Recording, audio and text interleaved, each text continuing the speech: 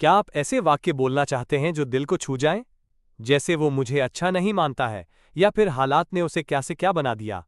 ये वो English sentences हैं जो सिर्फ भाषा नहीं, आपके जज्बात भी बयां करते हैं।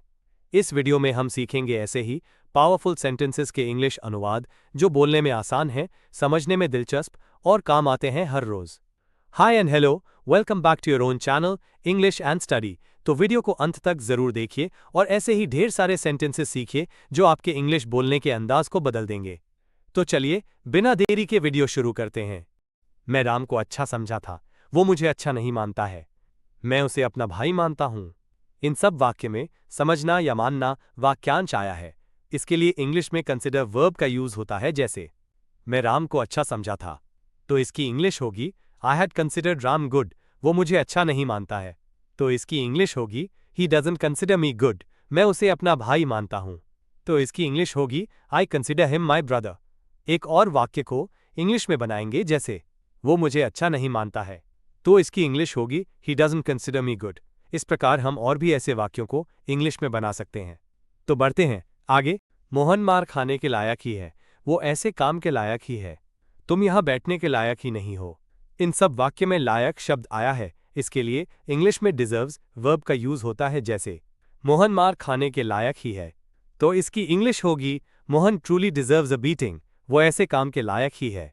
तो इसको इंग्लिश में बनाएंगे ही ट्रूली डिजर्व सच वर्क। ध्यान दें, इन दोनों इंग्लिश सेंटेंसेस में ट्रूली की जगह इवन भी यूज कर सकते हैं। आगे देखते हैं, जैसे तुम यहां बैठने के लायक ही नहीं हो। तो इसकी इंग्लिश होगी you don't even deserve to sit here, तुम इस घर में रहने के लायक ही नहीं हो। तो इसकी इंग्लिश होगी you don't even deserve to live in this house. अब यहां पर ध्यान दो, इन दोनों इंग्लिश सेंटेंसेस में इवन की जगह ट्रूली भी यूज कर सकते हैं। इस प्रकार हम और भी कई ऐसे वाक्यों को इंग्लिश में बना सकते हैं। जाना मत, अभी बहुत ही अच्छे वाक्य आने वाले हैं। वो मरने की कगार पर है, गेहूं खत्म होने की कगार पर है, अब तो सफर खत्म होने की कगार पर है। इन सब वाक्य में कगार वाक्य आया है। इसके लिए इंग्लिश में वर्ज वर्ड का यूज होता है, जैसे वो मरने की कगार पर है। तो इसकी इंग्लिश होगी he is on the verge of death, गेहूं खत्म होने की कगार पर है। तो इसकी इंग्लिश होगी the wheat is on the verge of finishing. ध्यान दे, यहां पर यदि द वर्ज ऑफ के बाद वर्ब आती है तो उस वर्ब में आईएनजी लगती है। अब तो सफर खत्म होने की कगार पर है।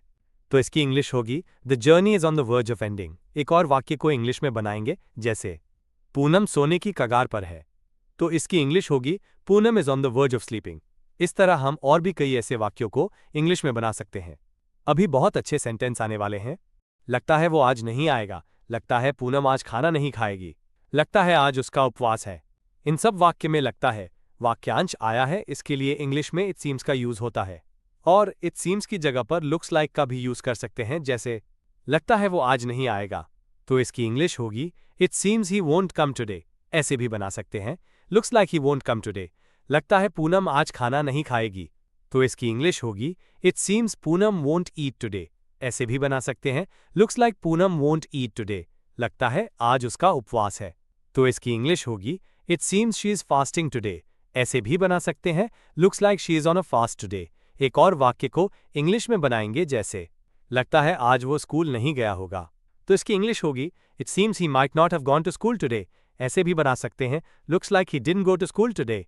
इस प्रकार के वाक्य को इट सीम्स और लुक्स लाइक दोनों से इंग्लिश बना सकते हैं। देखते हैं आगे। पूनम क्या से क्या बन गई, राम क्या से क्या हो गया, हालात ने उसे क्या से क्या बना दिया। इन सब वाक्य में क्या से क्या वाक्यांश आया है। इसके लिए इंग्लिश में लुक व्हाट का यूज होता है, जैसे पूनम क्या से क्या बन गई। तो इसकी इंग्लिश होगी look what Poonam has become. ऐसे भी बना सकते हैं Poonam has completely changed, Ram क्या से क्या हो गया। तो इसकी इंग्लिश होगी look what Ram has become. ऐसे भी बना सकते हैं राम हैज कंप्लीटली चेंज्ड, हालात ने उसे क्या से क्या बना दिया। हालात के लिए सर्कमस्टांसेस का यूज होता है, तो इसकी इंग्लिश होगी look what the circumstances made of her. ऐसे भी बना सकते हैं सर्कमस्टांसेस हैव कंप्लीटली चेंज्ड हर, तुम्हारी वजह से मैं क्या से क्या हो गई। तुम्हारी वजह से के लिए बिकॉज ऑफ यू को लिखेंगे, तो इसकी इंग्लिश होगी look what I have become because of you. ऐसे भी बना सकते हैं because of you I have completely changed. इस प्रकार और भी ऐसे वाक्यों को इंग्लिश में बना सकते हैं। मोहन भरोसे के लायक नहीं है, इसकी इंग्लिश कमेंट बॉक्स में बनाओ। पे फ्रेजेस के वीडियो लिंक इस वीडियो के डिस्क्रिप्शन बॉक्स में है। ये वीडियो खत्म होने के बाद पे का वीडियो जरूर देखना। बहुत ही सरल तरीके से इंग्लिश सिखाई गई है। अब ये क्लास यहीं समाप्त होती है। यदि इस क्लास में आपको कोई कन्फ्यूजन हो या मन में कोई क्वेश्चन हो तो कमेंट बॉक्स में कमेंट करें। Please like, subscribe and share.